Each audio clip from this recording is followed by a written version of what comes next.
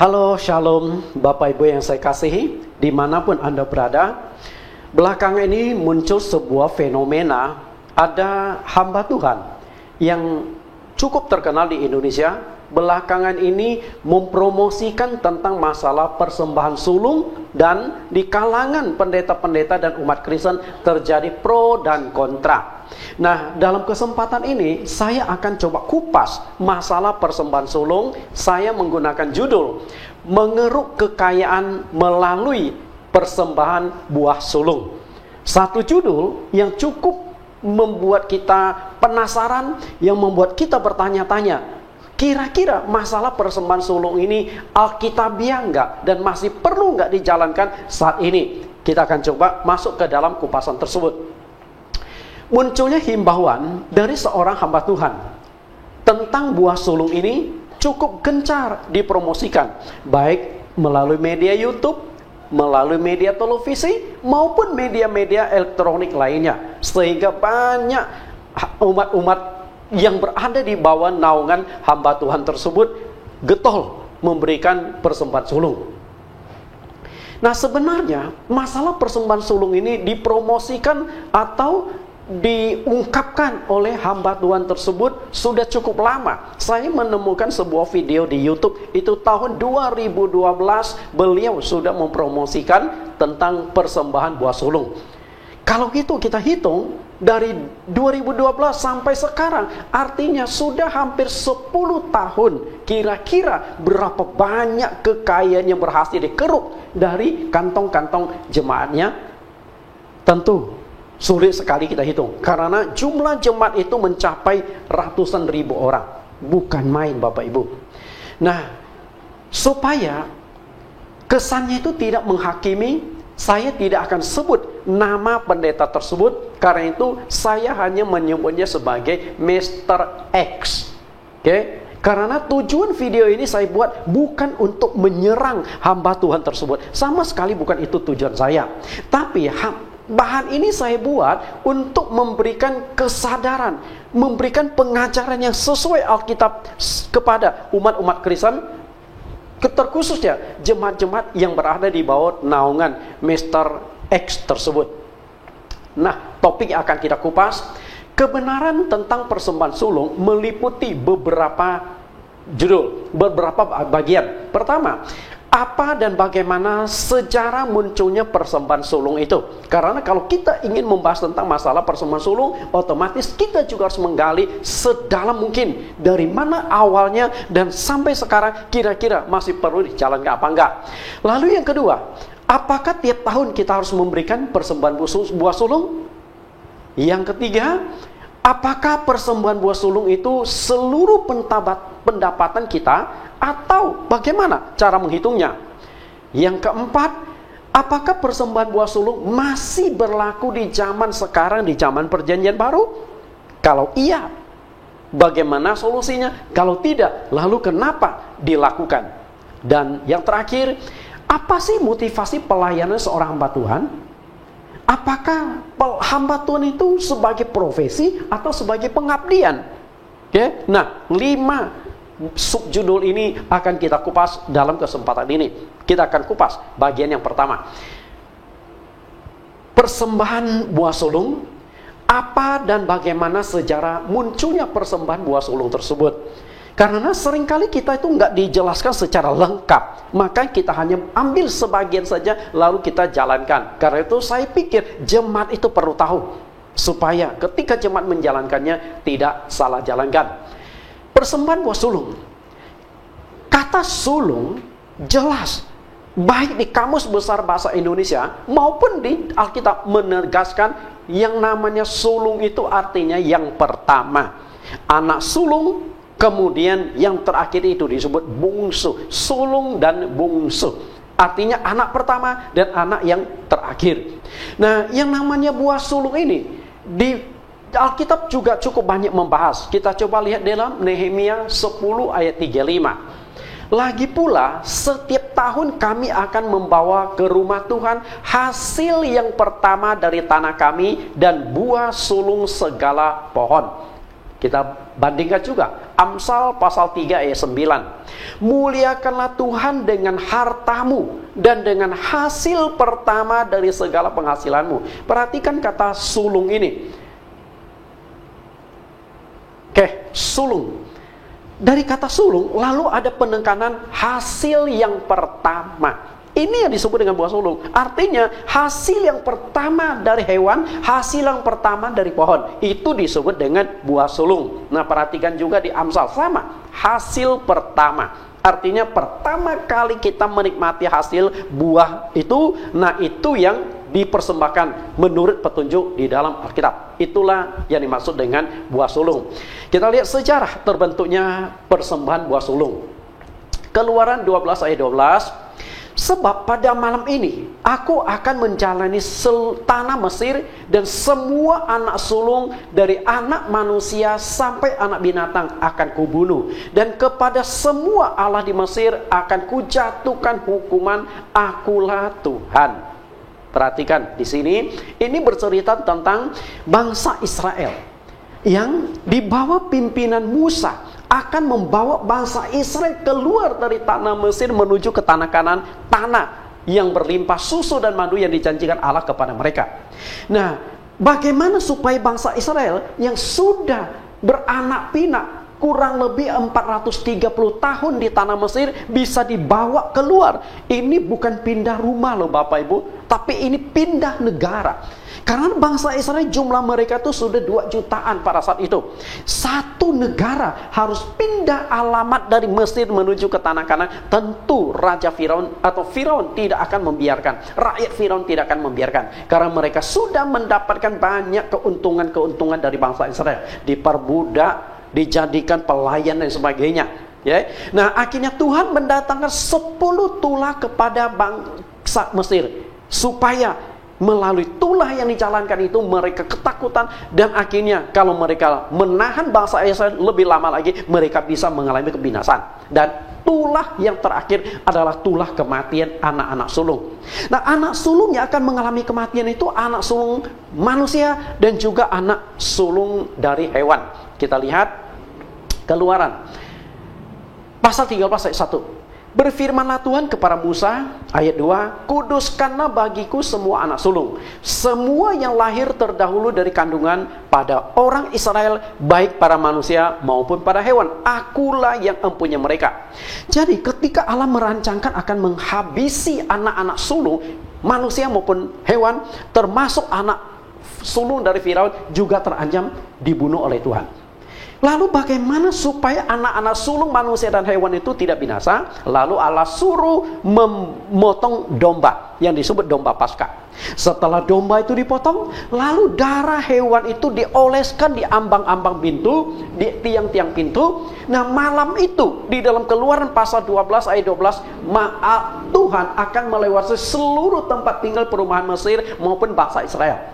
Jika kalau Tuhan melihat ada tanda darah di ambang pintu, di tiang-tiang, maka di dalam rumah itu tidak akan terjadi kematian, baik anak sulung manusia maupun anak sulung binatang. Karena itu bangsa Israel segera memotong hewan lalu dioleskan ke ambang-ambang pintu. Dan kalau ada orang Mesir yang juga kemudian percaya, lalu mereka oleskan di ambang pintu dan tiang darah hewan itu, mereka juga ketika mengalami kebinasan. Tapi bangsa Israel tentu tidak mau menyembah Tuhan yang disembah oleh bangsa Yahudi. Akibatnya apa? Kemudian pada malam Tuhan melewati seluruh tempat perumahan maupun perkemahan bangsa Israel, terjadilah kematian besar-besaran anak sulung manusia maupun anak sulung hewan.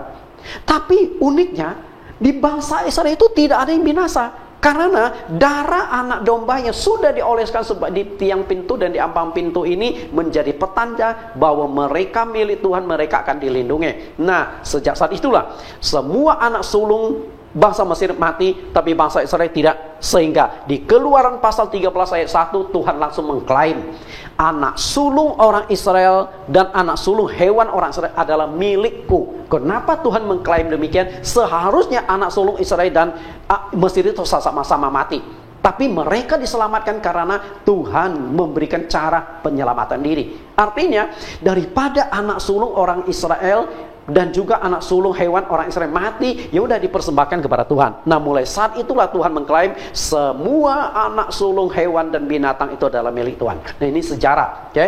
Kita harus lihat awal dari permulaan persembahan sulung, semua anak sulung. Nah, yang namanya anak sulung ini adalah semua yang lahir terdahulu dari kandungan manusia, kandungan wanita, dan juga kandungan dari hewan-hewan. Itu yang disebut sulung. Oke, kita lihat lagi. Keluaran 13 ayat 11. Apabila engkau telah dibawa Tuhan ke negeri orang Kanaan, seperti yang telah dijanjikannya dengan sumpah kepadamu dan kepada nenek moyangmu, dan negeri itu telah diberikannya kepadamu, maka haruslah kau persembahkan bagi Tuhan segala yang lahir terdahulu dari kandungan. Juga setiap kali ada hewan yang kau punya beranak pertama kali, anak jantan yang sulung adalah bagi Tuhan. Perhatikan, segala yang lahir terdahulu dari kandungan. Artinya semua anak sulung bangsa Israel itu sudah diklaim sebagai milik Tuhan. Dan juga hewan-hewan dengan kalaran pertama kali. Nah, kalau penekanan pertama kali, berarti yang kedua enggak bisa dijadikan sulung lagi. Bisa nangkap ya? Artinya persembahan sulung itu hanya satu kali. Jadi bukan berulang kali dikasih seperti yang diklaim oleh Mr. X tersebut. Kita lihat buah sulung. Buah sulung apa saja yang harus dipersembahkan? Perhatikan Nehemia 10:35. Lagi pula setiap tahun kami akan membawa ke rumah Tuhan hasil yang pertama dari tanah kami dan buah sulung segala pohon. Jadi yang perlu dibawa adalah hasil pertama, dari tanah. Berarti gandum, kemudian sayur-sayuran, umbi-umbian, itu hasil pertama. Lalu ada sayur, berarti ada pohon. Nah, pohon misalnya pohon zaitun atau apa, nah hasil pertama kali berbuah dari pohon itu dijadikan buah sulung yang dipersembahkan kepada Tuhan. Nah, ini berbicara tumbuh-tumbuhan. Lalu bicara makhluk yang hidup, ayat 36. Pun kami akan membawa ke rumah Allah kami, yaitu kepada para imam yang menyelenggarakan kebaktian di rumah Allah kami, anak-anak sulung kami dan anak-anak sulung ternak kami, seperti tertulis dalam kitab Taurat, juga anak-anak lembu kami dan kambing domba kami. Nah, kalau tumbuhan tidak dikategorikan makhluk hidup, nah yang dikategorikan makhluk hidup itu adalah manusia dan hewan. Yang sulung yang pertama kali lahir dari rahim, nah itu menjadi milik Tuhan dan harus dipersembahkan. Nah, inilah sejarah terbentuknya buah sulung. Jadi ketika bangsa Israel dituntun oleh Tuhan dari Mesir menuju ke tanah Kanaan. Jadi ketika di tanah Kanaan mereka bercocok tanam, lalu mulai menghasilkan, itulah yang dipersembahkan. Karena tanah itu Tuhan anugerahkan kepada mereka. Sudah selayaknya mereka memberikan persembahan sulung. Jadi perhatikan yang dipersembahkan ketika masuk ke tanah Kanaan. Yang pertama, anak sulung manusia dan anak sulung hewan. Nah, ketika Allah mendatangkan 10 tulah untuk membunuh semua anak-anak sulung di tanah Mesir, bangsa Israel lolos. Karena mereka lolos, maka anak sulung yang seharusnya mati tapi tetap hidup, diklaim itu menjadi milik Tuhan. Walaupun menjadi milik Tuhan, tentu orang tuanya masih boleh mengunjungi anak sulung yang sudah dipersembahkan kepada Tuhan. Dipersembahkan itu untuk dipakai oleh Tuhan di bait suci dan juga kegiatan-kegiatan Tuhan. Nah, mereka ini akan bergabung dengan satu kelompok yang namanya suku Lewi. Jadi selain suku Lewi, juga anak-anak sulung bangsa Israel, semua itu bekerja untuk pekerjaan Tuhan.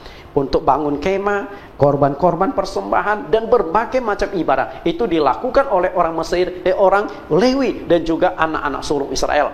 Nah, selain anak sulung, lalu yang selanjutnya hasil sulung dari tanaman. Setelah memasuki tanah Kanaan, hasil pertama dari tanah itu adalah buah sulung, baik bercocok tanam maupun dari pohon-pohon.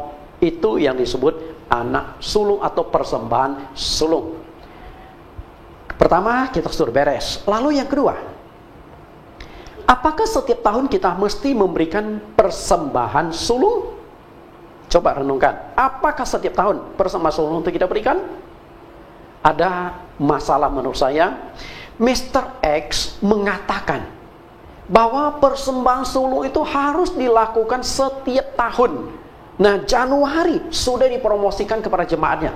Januari dikumpulkan, nanti Februari hasil yang dikumpulkan itu diserahkan kepada hamba Tuhan atau di kas gereja. Tiap tahun dilakukan.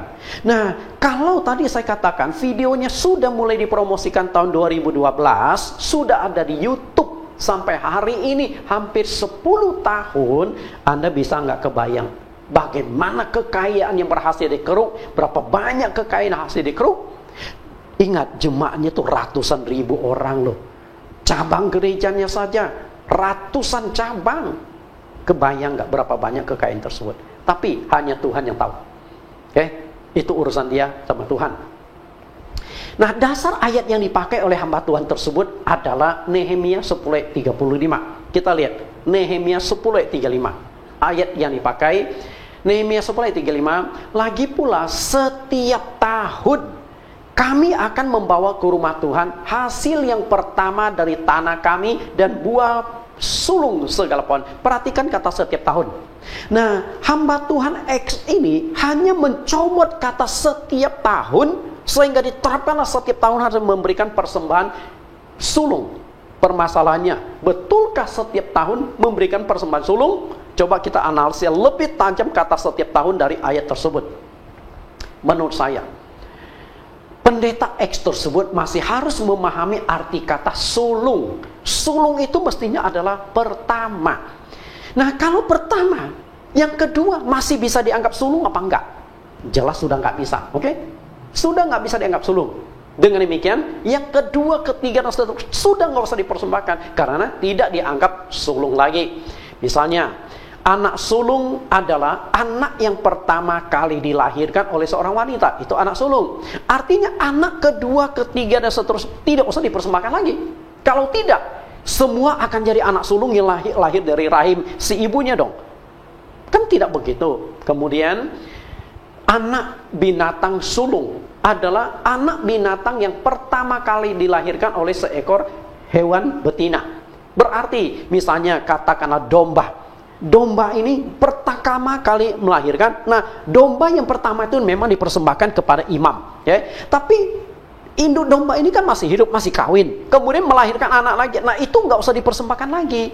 Nah, sedangkan pendeta X tersebut menekankan seorang jemaat harus berulang kali tiap tahun, 1 tahun memberikan persembahan buah sulung di bulan Februari, dikumpulkan Januari. Nanti tahun depan berikan lagi. Ini kan berulang-ulang. Makna sulung itu sudah nggak kena, Bapak Ibu. Perhatikanlah kayak kata sulung. Buah sulung adalah buah-buah yang pertama kali dipanen dan dari sebatang pohon atau tumbuh-tumbuhan. Ini yang disebut buah sulung. Arti persembahan sulung itu hanya dilakukan 1 kali, bukan diulang setiap tahun. Karena itu Anda sebagai seorang jemaat jangan dibodoh-bodohin dengan ayat Alkitab. Ada kata setiap tahun, lalu setiap tahun Anda sisihkan honor Anda, lalu Anda persembahkan, Anda sudah dikadalin. Oke? Bayangkan kalau Anda 10 tahun bekerja, 10 tahun, 10 bulan Anda memberikan honor Anda. Kalau honor Anda 1 bulan 10 juta. Artinya tiap jemaat sudah menyetorkan 100 juta. Wah, luar biasa ya. Berapa kayanya sang hamba Tuhan X tersebut. Nah, jika Anda bekerja di sebuah perusahaan, maka hanya 1 kali Anda memberikan persembahan sulung. Nangkap nggak? Kecuali kalau Anda pindah ke perusahaan lain. Nah, itu dianggap hasil pertama. Jadi misalnya, Anda bekerja di perusahaan A, oke? Nah, honor pertama di perusahaan A, nah itu yang dianggap sulung. Nah, selanjutnya Anda tahun depan lagi tetap bekerja di sana, nggak usah kasih persembahan sulung lagi. Tapi Anda karena nggak mengerti, walaupun Anda di perusahaan A, Anda tetap berikan tiap tahun karena ada ayatnya kata setiap tahun. Itu salah kaprah. Kecuali kalau Anda dari perusahaan A setelah kerja 5 tahun Anda nggak betah atau ada masalah, lalu Anda pindah ke perusahaan B. Nah, ketika Anda di perusahaan B, honor pertama itu dianggap buah sulung. Bisa nangkap di sini? Jadi jangan sampai salah kaprah, Bapak Ibu. Oke, yang arti sulung tersebut. Jadi bukan tiap tahun jemaat harus memberikan persembahan buah sulung. Anak pertama atau sulung dipersembahkan kepada Tuhan, anak yang kedua dan seterusnya tidak perlu dipersembahkan lagi. Itu yang disebut sulung. Demikian pula anak hewan yang lahir pertama dipersembahkan. Selanjutnya hewan yang akan lahir dari kandungan induk hewan yang sama tidak perlu lagi dipersembahkan karena tidak dianggap sulung lagi. Demikian pula pohon atau hasil tanah pertama kali kita panen, kita memberikan. Setelah itu yang akan datang tidak usah lagi memberikan karena tidak dianggap sulung lagi. Kalau tidak, makna sulung itu jadi kacau balau. Berarti yang pertama dan yang sampai terakhir dong, bukan sulung lagi Bapak Ibu. Karena itu makna sulung adalah seperti itu. Berarti selama ini hamba Tuhan tersebut tidak menjelaskan secara detail, lalu menggunakan ayat kata setiap tahun, sehingga jemaatnya begitu polosnya tiap tahun kasih-kasih. Berarti setiap bulan Februari hamba Tuhan dan gereja-gereja yang ada di bawah naungan panen raya, panen besar-besaran. Berapa banyak duit yang dipanen dari jemaat. Itulah yang saya katakan mengeruk kekayaan dari buah sulung. Mengapa nelayan tidak diwajibkan untuk memberikan persembahan sulung? Di dalam Alkitab yang ditekankan itu hanya petani dan juga peternak. Kemudian anak sulung manusia. Di Alkitab sama sekali tidak menyinggung nelayan harus memberikan persembahan sulung. Nah, apakah di zaman Alkitab belum ada nelayan? Di zaman Perjanjian Lama belum ada orang yang bekerja penangkap ikan? Sudah ada Bapak Ibu. Tapi tidak dikatakan nelayan memberikan persembahan sulung. Kenapa demikian? Karena itu sekali putus. Ya, coba kita lihat nelayan dulu di Alkitab. Ayub 40 ayat 25. Mungkinkah kawan-kawan nelayan memperdagangkan dia atau membagi-bagikan dia di antara pedagang-pedagang? Nah, kita lihat juga di Yesaya. Para nelayan akan mengadu dan berkabung, yaitu semua orang yang memancing di Sungai Nil atau semua orang yang menjala di situ akan merana juga. Perhatikan para nelayan, artinya profesi penangkap ikan sudah ada.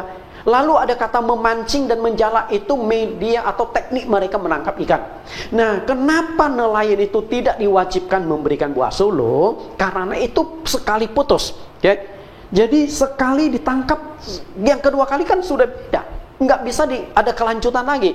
Kalau pohonnya tidak kabur. Kalau tanahnya tetap ada di sana, masih bisa diolah. Okay? Lalu induk hewan setelah melahirkan, anak pertama jadikan sulung, anak kedua ada hewan itu, hewannya masih tetap ada, tetap hidup. Kecuali kalau hewannya sekali beranak langsung mati. Nah, itu susah dikatakan buah sulung. Karena itu yang pertama dan yang terakhir. Okay? Karena itulah nelayan tidak dikategorikan. Anda boleh cari, nelayan tidak dimasukkan untuk memberikan persembahan sulung. Lihat kembali Nehemia 10 ayat 35 sampai ayat 36. Inti yang dikategorikan buah sulung adalah yang masih bisa diolah ulang atau ada kelanjutan hasilnya. Karena itu nelayan tidak termasuk yang diwajibkan untuk memberikan buah sulung. Demikian pula karyawan hanya honor pertama yang dijadikan buah sulung. Selanjutnya, sepanjang dia tidak pindah kerja ke perusahaan lain, tidak perlu lagi memberikan persembahan sulung. Karena itu, Anda sebagai umat Kristen yang berada di bawah naungan pendeta X, Anda jangan mau dimanfaatkan. Okay? Tiap tahun Anda memberikan persembahan. Lebih baik Anda manfaatkan uang tersebut untuk kemuliaan Tuhan. Okay? Untuk hal-hal yang lain yang lebih bermanfaat daripada memperkaya oknum-oknum tertentu. Perhatikan yang saya katakan tadi. Oke, yang kedua selesai. Lalu kita lihat yang ketiga. Apakah persembahan buah sulung itu dari seluruh penghasilan kita? Nah, ini juga yang menjadi pro dan kontra. Kenapa demikian? Karena ada kesalahan penjelasan. Kembali lagi Mr. X. Mr. X ini menjelaskan bahwa yang namanya persembahan buah sulung itu adalah seluruh pendapatan atau gaji yang diterima oleh jemaat itu. Makanya dimulai bulan Februari disuruh kumpulkan tuh. Honor Anda berapa, lalu tunjangannya, bonusnya, kemudian masih macam-macam. Nah, semua itu dikumpulkan lalu setiap tahun dipersembahkan. Bulan Februari dikasihkan ke gereja atau disetorkan ke kas. Saya nggak kebayang tuh. Bulan Februari itu tuh berapa banyak duit, kayaknya mesin hitung harus dibeli di bulan Februari ya. Dasar ayat Alkitab yang dipakai oleh Mr. X itu adalah Amsal 3 ayat 9-10. Perhatikan kata segala. Ini ayat yang dipakai. Amsal 3 ayat 9-10. Muliakanlah Tuhan dengan hartamu dan dengan hasil pertama dari segala penghasilanmu. Perhatikan kata segala penghasilanmu. Maka lumbung-lumbungmu akan diisi penuh sampai melimpah-limpah. Dan bejana pemerahanmu akan meluap dengan air buah anggur. Kata segala penghasilan. Sehingga jemaat setelah dijelaskan ayat ini, mereka lalu mulai bingung. Oh, segala berarti semua penghasilan. Betulkah makna itu seperti itu? Coba kita analisa lebih tajam. Menurut saya itu adalah salah. Yang dijelaskan oleh pendeta X tersebut itu keliru. Salah. Bukan segalanya penghasilan. Nah, maksud segala penghasilan itu bagaimana? Coba kita analisa lebih tajam ayat tersebut. Segala penghasilan. Nah, segala penghasilan maksud di sini ayat ini tidak berkonotasi seluruh pendapatan atau nafkah, tidak berkonotasi ke sana. Kata segala penghasilan maksudnya adalah segala jenis penghasilan. Karena ada seorang yang mungkin selain dia beternak, dia juga petani. Oke? Nah, itu hasil ternak, hasil petani, itu yang dikumpulkan.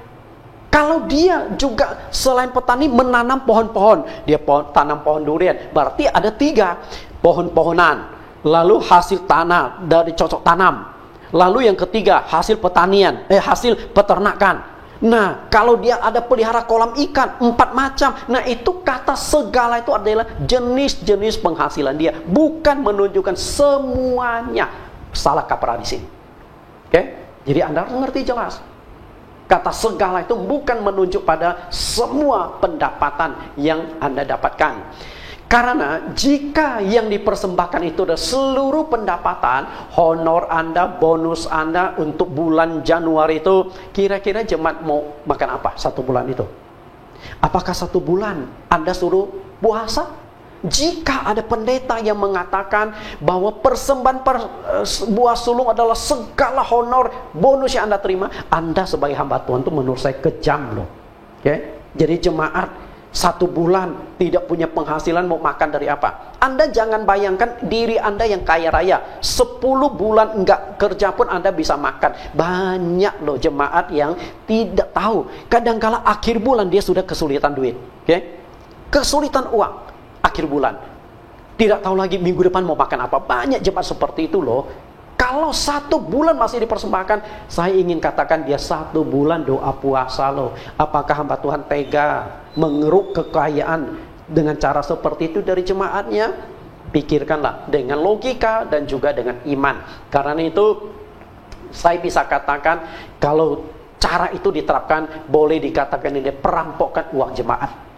Saya melihat di YouTube itu ada beberapa hamba Tuhan atau orang atau umat Kristen, saya tidak tahu karena dia tidak memperkenalkan diri sebagai hamba Tuhan, mengkritik Mr. X tersebut dengan keras, merampoklah, mencurilah dan sebagainya. Tapi saya tidak akan mengarahkan ke sana. Saya hanya ingin menyadarkan jemaat, supaya jangan Anda diperalat, jangan Anda dimanfaatkan oleh orang tersebut. Cara perampokan pemerasan itu dilandasi dengan 2. Pertama adalah iming-iming. Begitu pintarnya Mr. X dan juga pendeta-pendeta yang ada di bawahnya mengatakan, kalau engkau memberikan persembahan buah sulung, maka engkau pasti diberkati berlimpah-limpah, hasilnya berlipat ganda. Seperti yang dituliskan di Amsal ini. Ini dipromosikan habis-habisan untuk memancing, ayat 10.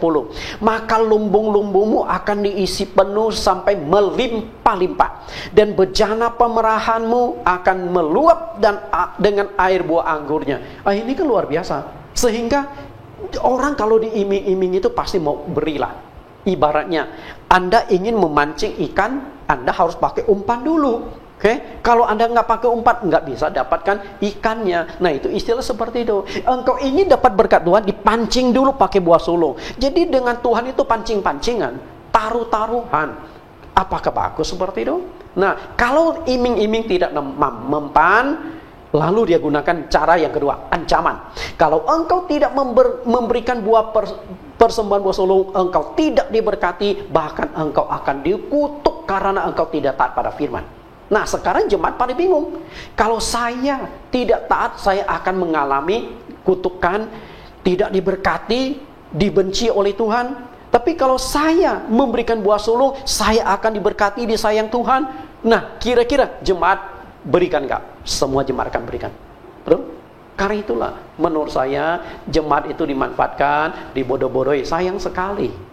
Jemaat itu harus memiliki kesadaran terhadap firman. Bagaimana supaya bisa kesadaran terhadap firman? Harus mengerti prinsip-prinsip Alkitab, kebenaran Alkitab. Semua jemaat harus tahu supaya kita tidak dimanfaatkan.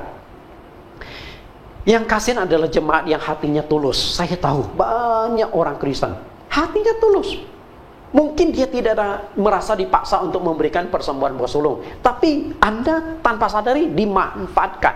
Karena banyak oknum-oknum hamba Tuhan yang memanfaatkan kepolosan dari jemaatnya. Kita lihat Roma 16 ayat 17-18. Ketika Rasul Paulus memberitakan Injil, Rasul Paulus juga bertemu dengan hamba-hamba Tuhan yang seperti itu. Kerjaannya adalah duit terus. Makanya Paulus katakan agak tajam dan keras. Lihat ayat 17. Tetapi aku menasihati kamu saudara-saudara, supaya kamu waspada terhadap mereka yang bertentangan dengan pengajaran yang telah kamu terima, menimbulkan perpecahan dan godaan. Sebab itu hindarilah mereka. Ayat 18, sebab orang-orang demikian tidak melayani Kristus Tuhan kita, tetapi melayani perut mereka sendiri. Dan dengan kata-kata mereka yang muluk-muluk dan bahasa mereka yang manis, mereka menipu orang-orang yang tulus hatinya. Bagaimana kerasnya Rasul Paulus mengkritik mereka. Perhatikan yang saya cetak, saya garis bawah dan ganti huruf merah. Sebab orang itu tidak melayani Kristus. Artinya motivasi pelayan itu bukan menjadi pelayan Tuhan, tapi motivasi pelayan adalah urusan perut, urusan duit. Dan memang faktanya banyak hamba Tuhan seperti itu, Bapak Ibu. Melayani Tuhan tujuannya adalah mencari kekayaan dan kemuliaan melalui pelayanannya. Nah, bagaimana supaya dia bisa mendapatkan kekayaan dan sebagainya? Lalu teknik yang kedua yang Paulus katakan, dengan kata-kata yang muluk-muluk dan bahasa yang manis.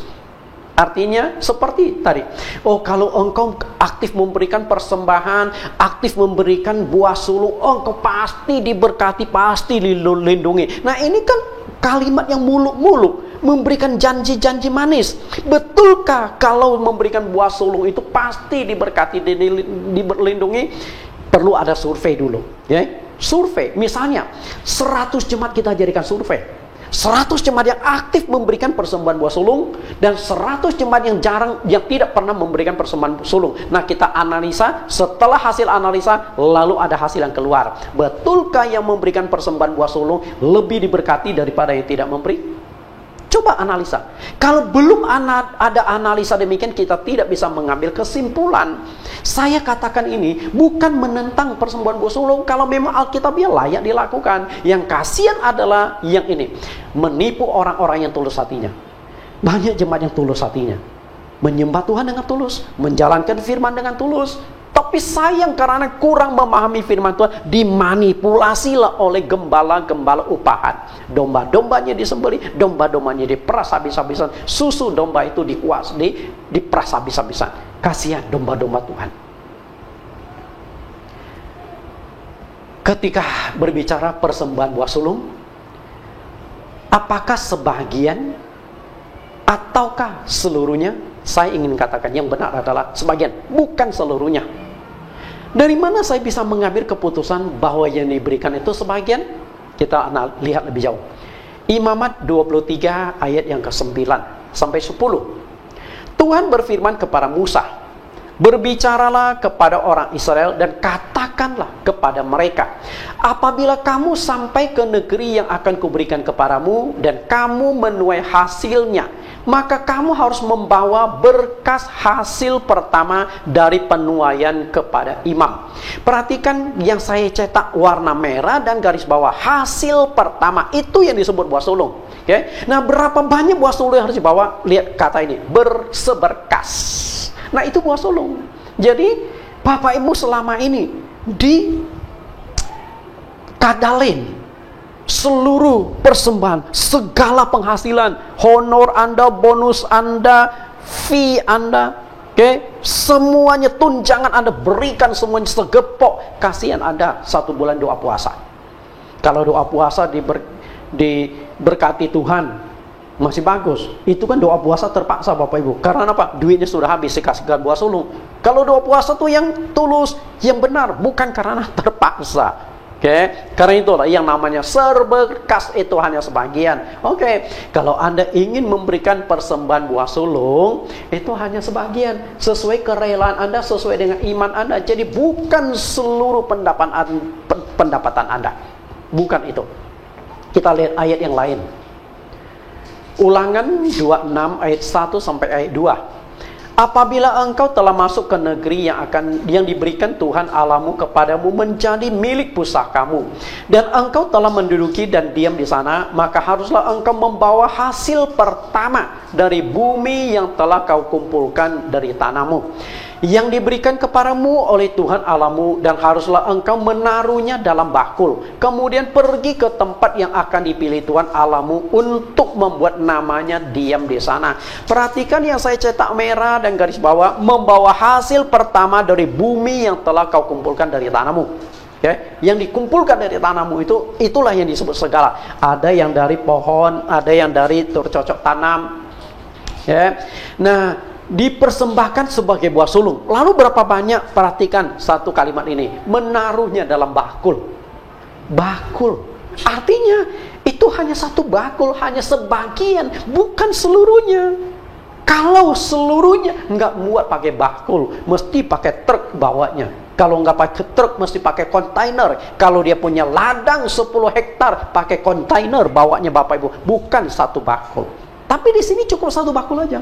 Ini hanya sebagai simbolis bahwa kita sudah memanen hasil pertama, sebagai ucapan syukur bahwa Tuhan sudah memelihara tanamannya, sudah memelihara pohonnya, sudah memelihara hewannya. Hanya sebagian, bukan seluruhnya.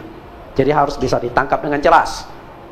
Dan juga hamba Tuhan yang mengajarkan tentang persembahan buah sulung, jangan salah mengajarkan. Kasihan jemaat, dia bisa doa puasa sebulan gara-gara Anda salah ajarkan.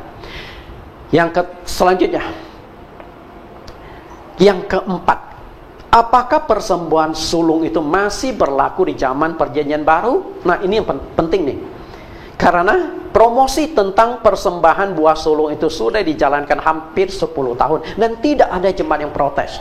Dan kalau ada pun pendeta yang mengkritik, tidak menjelaskan secara rinci, masih perlu apa enggak? Kalau perlu alasannya apa, tidak alasannya apa? Nah, sekarang saya ingin jelaskan lebih jauh. Masih perlu nggak dijalankan zaman sekarang? Untuk yang harus kita analisa adalah kepada siapa dulu persembahan buah sulung itu diberikan. Kepada siapa? Kita lihat ayatnya. Ulangan 26 ayat 2 sampai 3. Maka haruslah engkau membawa hasil pertama dari bumi yang telah kau kumpulkan dari tanahmu yang diberikan kepadamu oleh Tuhan Allahmu, dan haruslah engkau menaruhnya dalam bakul, kemudian pergi ke tempat yang akan dipilih Tuhan Allahmu untuk membuat namanya diam di sana. Ayat 3, dan sesampainya kepada imam, perhatikan ya, imam yang ada pada waktu itu, haruslah engkau berkata kepadanya, aku memberitahukan pada hari ini kepada Tuhan Allahmu bahwa aku telah masuk ke negeri yang dijanjikan Tuhan dengan sumpah kepada nenek moyang kita untuk memberikannya kepada kita. Perhatikan kata imam. Kita cari ayat pembanding lagi. Kepada siapa persembahan buah sulung itu diberikan? Imamat 23 ayat yang ke-9 sampai 11.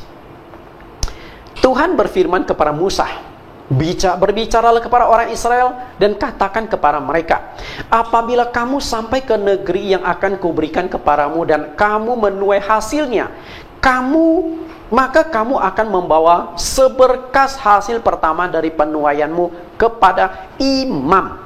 Ayat 11, dan imam itu harus mengunjukkannya seberkas itu ke hadapan Tuhan supaya Tuhan berkenan akan kamu. Imam harus menunjukkannya pada hari sesudah Sabat itu. Ternyata yang namanya buah sulung itu diberikan kepada imam. Bisa tangkap ya? Dan itu seberkas loh, bukan seluruhnya. Jadi ditujukan kepada imam dan hanya sebagian buah sulung itu, bukan seluruhnya. Jadi apa yang disampaikan oleh Master X dan juga pendeta-pendeta yang ada di bawahnya itu banyak yang keliru, banyak ngaco. Dan jemaahnya pun sayangnya nggak menangkap dengan jelas, mereka hanya jalankan saja. Sehingga mereka yang promosikan ini jadi kaya raya, kaya sekali Bapak Ibu. Kita lihat masalah imam ini. Pertanyaan saya adalah, apakah sistem keimaman masih ada dan berlaku di zaman Perjanjian Baru? Masih nggak Bapak Ibu? Masih berlaku nggak zaman keimaman? Karena buah sulung itu diberikan kepada mereka loh. Oke? Nah, kalau zaman keimaman sudah tidak berlaku, mestinya buah sulung tidak usah lagi. Karena pendeta mana yang berani mengklaim aku adalah imam? Nggak bisa. Itu hanya tafsiran kita. Kita coba lihat. Tugas utama dari imam adalah mempersembahkan korban bakaran dan ibadah di bait Allah. Itu tugas mereka. Tiap hari kerjaan mereka seperti itu. Jika masih berlaku, berarti sia-sialah pengorbanan Yesus. Berarti kita hari ini masih harus korban hewan, korban binatang, penebus dosa, macam-macam korban bakaran. Di Imamat pasal 1 sampai pasal 7 paling tidak ada 5 macam korban yang semua korban itu mengandalkan ibadah. Harus dipotong hewannya, dibakar sampai abu. Itu pekerjaan berat itu. Selain itu, setiap orang bangsa Israel ketika ada masalah dosa, dia datang kepada imam. Jadi imam itu tugasnya tiap hari ada korban-korban, persembahan-persembahan. Betapa repotnya. Nah, hari ini korban-korban itu sudah tidak diperlukan. Berarti zaman keimaman sudah tidak berlaku. Lihat sedikit sejarah terbentuknya para imam seperti apa sih? Kita mulai dari Abraham, tokoh sentral, tokoh yang memunculkan 4 agama besar di muka bumi. Agama Samawi. Dari Abraham muncullah agama Yudaisme atau Yahudi, muncul agama Kristen, Katolik, dan agama Islam. Nah, Abraham awalnya diceritakan punya 2 orang istri, Sarah dan Hagar. Nah, karena Sarah mandul, sudah lama tidak punya anak, akhirnya Hagar berkata pada Abraham Sarah berkata pada Abraham, Hagar pelayanku, hampirilah dia supaya melalui dia aku dapat anak. Oke, kemudian ternyata cara itu bukan cara Tuhan. Tuhan tetap lewat Sarah melahirkan seorang anak, ini disebut Isa. Tapi dari Hagar juga muncul seorang anak bernama Ismail. Oke, nah Isa lalu punya 2 orang anak, Esau dan Yakub. Ini Barak, oke, dari Ribka anak kembar. Kemudian Tuhan tidak memilih Esau. Tuhan juga tidak memilih Ismail. Yang dipilih adalah Yakub. Kemudian nama Yakub diganti oleh Allah menjadi Israel. Israel ini berasal dari 2 kata, Isra dan Elohim. Isra itu bergumul, Elohim itu Allah, bergumul melawan Allah. Nah, ini terjadi waktu Yakub ini sudah lama pisah dengan kokonya, kakaknya Esau, dan waktu itu dia mau bertemu. Malam sebelum pertemuan itu dia ketakutan. Mohon Tuhan melindungi, menjaga dia, karena dia takut kakaknya itu akan marah ketemu dia dan balas dendam gara-gara dia sudah menipu hak kesulungan. Perhatikan, nah ini kembali lagi masalah sulung nih. Memang kesulungannya buat masalah ya. Hak kesulungan dari Esau direbut oleh Yakub. Sebagai Esau ini anak pertama, tapi hak kesulungan direbut oleh Yakub dengan cara yang tidak benar, dibantu oleh ibunya sendiri yaitu Ribka. Nah, kata Yakub diganti Israel. Nah, Israel ini punya 4 orang istri. Istri pertama namanya Lea, yang kedua Rahel. Sebenarnya yang diincar oleh Yakub itu adalah Rahel. Maka dia berkata kepada calon mertuanya, aku ingin dapatkan anakmu Rahel. Lalu mertuanya ngomong, oke, engkau harus kerja dengan saya, tidak digaji, 7 tahun lamanya. Ya udah, kerjalah dia. Setelah 7 tahun, malam harinya mestinya Rahel diserahkan kepada Yakub. Yang dikasih itu Lea. Tapi karena malam hari tidak ada lampu, tidak bisa lihat, Yakub sih terima saja. Setelah pagi baru tahu, loh, kok yang tidur sama saya bukan Rahel tapi Lea. Dia sempat kesal sama mertuanya. Akhirnya dia protes pada mertuanya. Mertuanya ngomong, oh, kami diaturannya adalah memberikan anak sulung dulu, anak sulung dulu. Nah, setelah itu baru anak kedua boleh nikah. Engkau masih tertarik Rahel? Oke, kerja lagi 7 tahun. 14 tahun dia dapatkan Rahel. Oke. Nah, dari Lea lahir anak berapa orang di sini kita lihat? Lahir ada 7 anak. Ada Ruben, Simeon, Lewi, Yehuda, Isakar, Zebulun, dan satu-satunya anak perempuan namanya Dina. Jadi anak Yakub itu sebenarnya ada 13, karena ada satu perempuan. Nah, kemudian dari Rahel lahir 2 anak, Yusuf dan Benjamin. Kemudian Lea maupun Rahel masing-masing punya pelayan. Pelayan dari Lea namanya Zilpa, pelayan dari Rahel namanya Bilha. Nah, ini pun mereka berikan kepada Yakub suaminya. Kemudian dari 2 pelayan itu lahirlah masing-masing 2 anak. Dari Zilpa, Gad dan Asyel. Dari Bilha ada Dan dan Naftali. Nah, disinilah terbentuknya yang namanya 12 suku Israel. Bisa tangkap ya? Ini sejarah bagaimana imam itu terbentuk. Inilah 12 suku Israel. Jadi anak Yakub ini, anak Israel ini ada 13. Yang tidak dimasukkan sebagai suku Israel namanya Dinah, karena itu wanita. Karena bangsa Israel mengandung sistem patriark, artinya garis keturunan laki-laki. Nah, dari 12 suku ini perhatikan ada satu suku namanya suku Lewi. Imam munculnya di sini. Lihat suku Lewi. Ketika sampai di tanah Kanaan, bangsa Israel itu mulai di bawah pimpinan Yosua membagi tanah-tanah warisan. Setiap suku itu mendapat sesuai dengan jatah dan jumlah yang dibutuhkan. Tapi ada satu suku yang tidak mendapatkan jatah tanah warisan. Tapi tanah untuk mendirikan rumah mereka dapat. Tapi untuk bercocok tanam, menggembalakan kambing, domba, sapi, enggak dapat. Suku apa? Yaitu suku Lewi. Nah, bagaimana suku Lewi itu bisa hidup? Lalu diaturlah dari suku Lewi dan yaitu keturunan Harun, mereka ditunjang oleh 11 suku. 11 suku itu harus memberikan persembahan sepersepuluhan. Lalu 11 suku juga memberikan persembahan buah sulung dan macam-macam persembahan yang diwajibkan di dalam hukum Taurat. Kalau tidak salah itu ada 5 macam persembahan dari 11 suku yang harus diberikan kepada suku Lewi. Nah, dari suku Lewi ini bukan hanya suku Lewi loh, oke? Tapi ditambah lagi anak sulung, karena anak sulung bangsa Israel itu juga dipersembahkan kepada Tuhan dan bergabung dengan suku Lewi. Nah, mungkin anak-anak sulung ini tugasnya ke bagian yang tidak signifikan.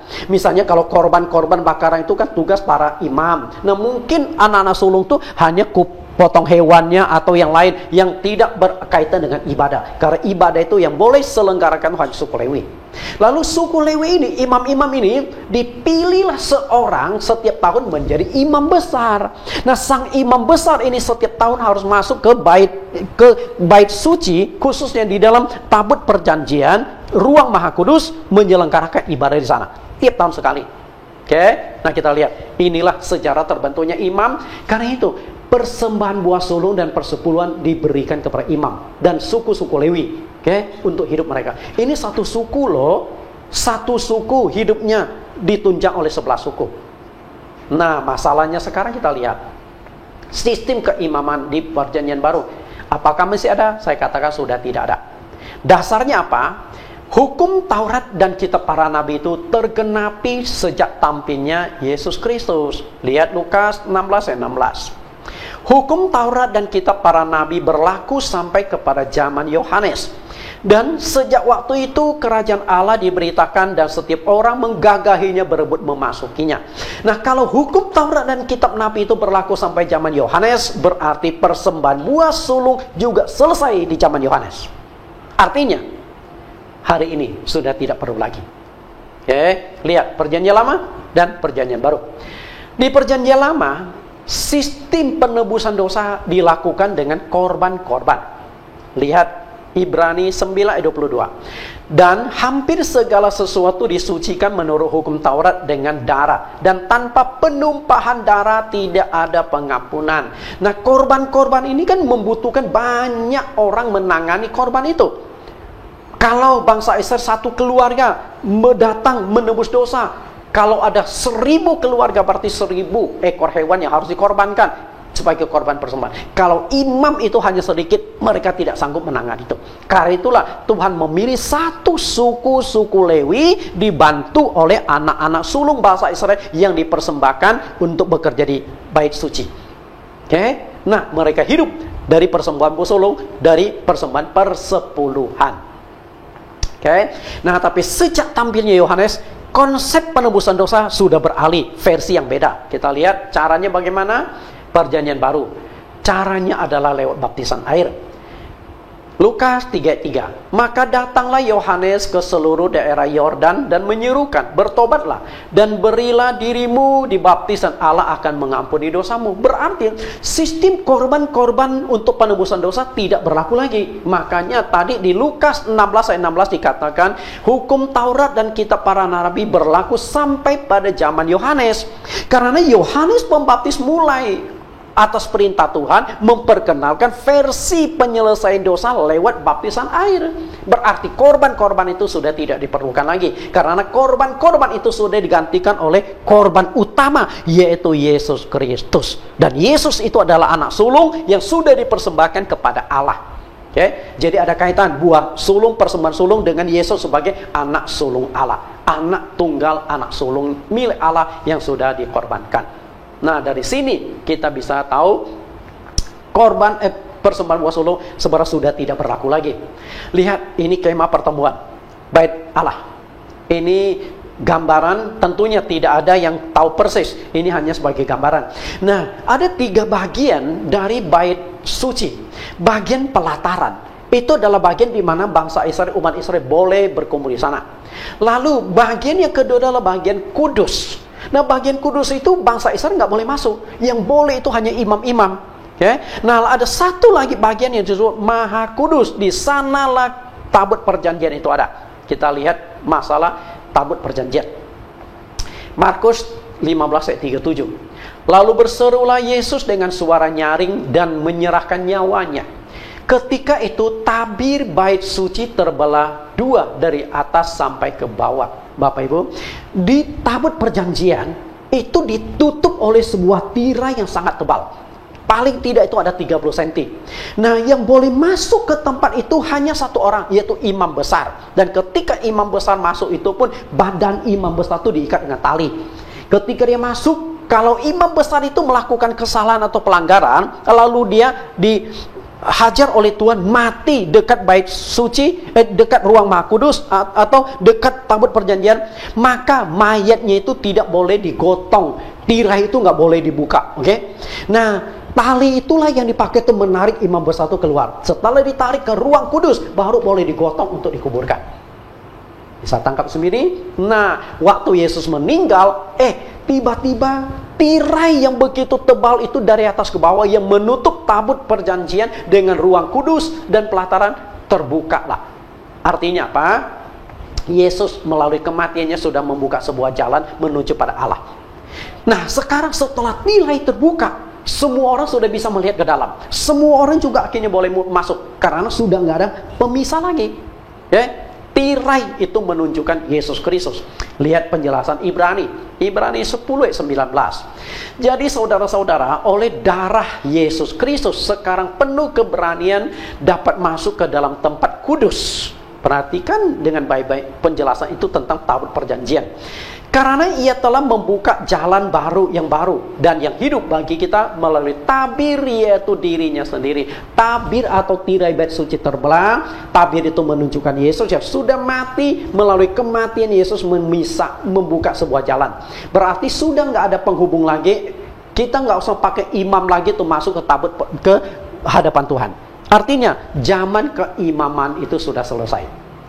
Yesus sudah menggenapi semua hukum Taurat. Yesus sudah menggenapi semua konsep-konsep penebusan dosa dengan cara perjanjian lama. Yesus sudah menggenapi sebagai anak domba Allah yang dikorbankan. Dengan demikian sistem keimaman itu dinyatakan sudah selesai. Nah, kalau sistem keimaman itu sudah selesai, jelas persembahan buah sulung tidak usah dilakukan lagi. Karena yang berhak menerima persembahan buah sulung itu adalah imam-imam. Nah, pendeta mana yang berani mengaku imam? Wah, suku Israel 12 saja sudah nggak jelas sampai hari ini. Lalu kita mau coba hidupkan lagi, kan aneh. Kita lihat imam ini imam besar. Karena sistem keimaman dan suku Lewi sudah tidak ada lagi. Dengan sendirinya persembahan buah sulung sudah tidak perlu dijalankan lagi. Perhatikan jemaat-jemaat yang ada di bawah naungan pendeta X. Persembahan buah sulung tidak perlu dijalankan lagi karena sistem keimaman sudah selesai. Korban-korban yang seharusnya tugas imam sudah tidak perlu dilakukan lagi karena persembahan buah sulung untuk imam-imam. Nah, bahkan bangsa Israel, bangsa Yahudi modern, zaman sekarang, pemilik kitab Taurat sudah tidak menjalankan lagi persembahan buah sulung karena mereka kan bait suci sudah nggak ada. Sistem keimaman ibadah korban sudah nggak dijalankan karena bait suci mereka sampai sekarang belum dibangun ulang, Bapak Ibu. Nah, anehnya bangsa Yahudi yang menjadi pemilik kitab hukum Taurat tidak lagi menerapkan menjalankan persembahan sulung, sedangkan pendeta hari ini mengejar buah sulung. Kan aneh. Aneh nggak? Aneh. Bangsa Yahudi yang mestinya berhak aja nggak menjalankan karena mereka tahu sistem keimaman sudah rontok di zaman sekarang. Oke, aneh tapi nyata. Lalu yang terakhir, apa motivasi pelayanan seorang hamba Tuhan? Nah, ini mungkin menjadi pembelajaran bagi kita hamba Tuhan. Kita lihat motivasi pelayanan. Pendeta harus selalu introspeksi dua hal. Rasul Paulus menasihati anak rohaninya, anak didiknya, seorang hamba Tuhan muda bernama Timotius. Dia berkata kepada Timotius di dalam 1 Timotius 4 ayat 16, awasilah dirimu sendiri dan awasilah ajaranmu. Bertekunlah dalam semuanya itu, karena dengan berbuat demikian engkau akan menyelamatkan dirimu dan semua orang yang mendengarkan engkau. Perhatikan kalimat yang saya cetak merah dan diberi garis bawah. Awasi dirimu dan awasi ajaranmu. Mestinya hamba Tuhan harus selalu lakukan dua hal ini. Nah, awasi diri sendiri. Oke, apa yang perlu diawasi dari seorang hamba Tuhan? Ada dua. Yang pertama adalah awasi motivasi pelayanan kita. Anda jadi hamba Tuhan untuk apa sih? Kalau tujuan Anda jadi hamba Tuhan adalah mengeruk kekayaan dari jemaat yang Tuhan serah, Tuhan titipkan kepada engkau sudah tidak layak jadi hamba Tuhan. Maaf, saya ini pendeta, saya hamba Tuhan, dan saya hidup dari pelayanan. Tapi motivasi pelayanan saya tidak ke sana. Saya tidak bertujuan menjadi hamba Tuhan untuk mengeruk kekayaan. Karena itulah, maaf kata Bapak Ibu, saya mendirikan gereja sudah 5 tahunan. Selama 5 tahunan saya tidak pernah khotbah tentang persembahan persepuluhan. Apakah itu tidak penting? Penting. Gereja saya juga butuh duit. Tapi saya tahu ini sangat sensitif. Karena itulah saya hanya jelaskan kepada saya hanya suruh jemaat baca. Karena saya berpikiran begini, kalau mereka sudah mengerti firman Tuhan, kalau iman mereka bertumbuh, nggak usah disuruh persembahan pun mereka lakukan kok. Jangankan 10%, 20-30% pun mereka berikan. Nah, kalau motivasi pelayanan seorang hamba Tuhan itu orientasi cari uang dan cari kemuliaan, engkau di hadapan Tuhan itu sudah tidak layak. Karena kita pelayan loh, bukan bos loh. Pelayan Tuhan, bukan pengusaha. Harus menyadari hal itu. Lalu yang kedua adalah karakter. Katakanlah motivasi Anda jadi hamba Tuhan benar, tulus. Lalu karakter Anda gimana? Perkataan, perbuatan, pikiran kita benar nggak di mata Tuhan? Kalau motivasi betul, karakter tidak menunjang, kita belum layak juga menjadi hamba Tuhan. Oke, itu mengawasi diri sendiri. Lalu yang kedua adalah awasi ajaranmu. Lihat yang kedua. Awasilah ajaranmu. Nah, kalau motivasi sudah oke, benar jadi hamba Tuhan, lalu ajarannya bagaimana? Apakah ajarannya sudah sesuai Alkitab? Nah, contoh yang sederhana yang kita kupas tadi adalah persembahan buah sulung.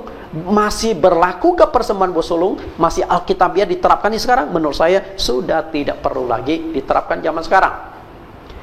Motivasi pelayanan Anda ada di posisi mana? Hanya Anda yang tahu, dan juga hanya Tuhan yang tahu. Profesi atau pengabdian? Apa bedanya profesi dengan pengabdian? Profesi adalah orientasi pelayanan adalah untuk mencari uang dan kemuliaan. Ini disebut profesi. Jadi pendeta, jabatan pendeta itu hanya dua kemungkinan, profesi atau pengabdian. Kalau profesi, pendeta itu sudah mengarah pada pekerjaan, bukan pelayanan lagi, pekerjaan. Gereja. Okay? Tidak ada bedanya profesi sebagai dokter, profesi sebagai tentara, profesi sebagai seorang tukang bangunan, insinyur, profesi sebagai seorang hakim, profesi sebagai seorang pengacara. Nah, ini profesinya pendeta, nggak ada bedanya. Nah, yang kedua adalah pengabdian. Kalau pengabdian orientasinya adalah keselamatan jiwa manusia. Karena itu sebagai pendeta, lebih penting mengajarkan kebenaran Alkitab, lebih penting mengajarkan dogma, doktrin-doktrin daripada mengajarkan tentang persembahan terus. Karena belakang itu banyak pendeta tekannya ke persembahan-persembahan dan persembahan lagi. Itu cukup memprihatinkan. Motivasi pelayanan yang benar adalah pengabdian. Kita lihat apa yang dikatakan oleh Tuhan kepada Rasul Petrus. 1 Petrus 5 ayat 2. Gembalakanlah kawanan domba Allah yang ada padamu. Jangan dengan paksa, tetapi dengan sukarela sesuai dengan kehendak Allah. Dan jangan karena mau mencari keuntungan, tetapi dengan pengabdian diri. Lihat baik-baik motivasi di sini. Motivasi yang pertama adalah mencari keuntungan. Karena itu kalau khotbah seorang pendeta di atas mimbar, persepuluhan melulu, persembuhan buah sulung melulu, ini motivasinya adalah mencari keuntungan. Makanya judul firman Tuhan hari ini adalah mengeruk keuntungan, mengeruk kekayaan dari persembuhan buah sulung. Nah, motivasi yang kedua adalah pengabdian diri. Lihat, pengabdian diri. Nah, yang benar adalah pengabdian diri, bukan mencari keuntungan diri sendiri. Karena itu, sejak saya mendirikan gereja, saya tidak pegang uang sama sekali.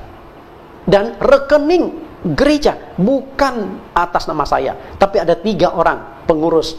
3 orang pengurus ini yang boleh ambil uang itu 2 di antara 3 nama. Artinya mau buka cek dan sebagainya itu harus lewat 2 orang. Kalau sendiri tidak bisa. Nah, rekening itu atas nama gereja. Dari awal itu atas nama gereja, bukan atas nama diri saya.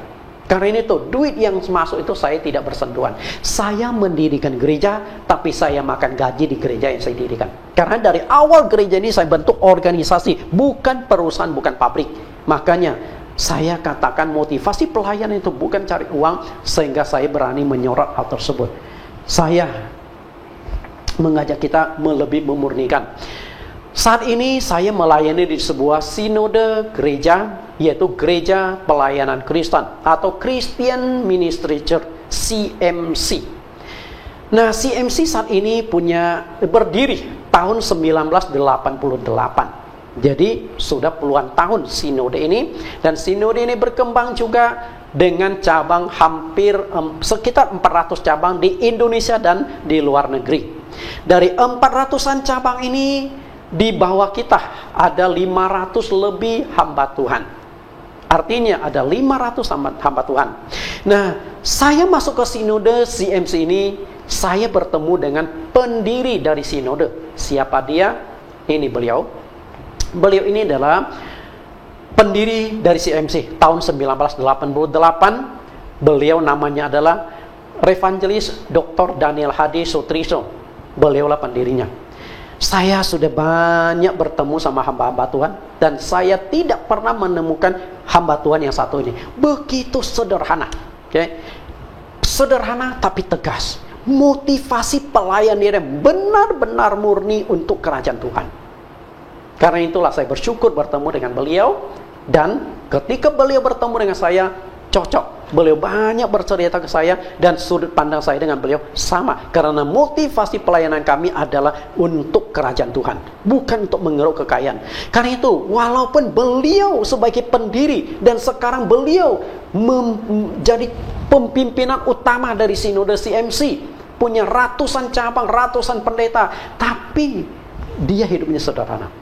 Dia tidak mengeruk keuntungan dari posisinya. Dan setelah bertemu dengan beliau, lalu beliau banyak cerita, kemudian beliau minta saya sebagai sekretaris umum. Saya menjadi sekretaris umum atau sekjen dari sinode CMC. Artinya di bawah kepemimpinan saya dengan satu lagi ketua sinode. Kalau beliau, Evangelis Daniel Hadi ini sebagai pendiri, beliau tidak masuk ke dalam organisasi Dewan Pimpinan Pusat, tapi beliau yang memegang posisi peranan sebagai koordinator seluruh cabang dari CMC, seluruh pendeta. Sedangkan kalau Dewan Pimpinan Pusat atau DPP ataupun sinode itu masa Pelayanan itu hanya 4 tahun. Nah, saya diberi kesempatan untuk memimpin bersama dengan satu ketua sinode namanya Dr. Gunadi Gunawan. Inilah Bapak Ibu, saya hari ini sudah jelaskan tentang persembahan buah sulung.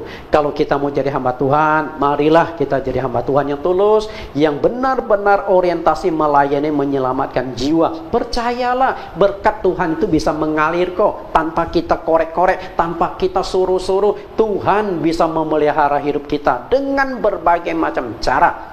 Oke, bekerjalah melayani dengan murni sesuai dengan kehendak Tuhan. Tuhan Yesus berkati.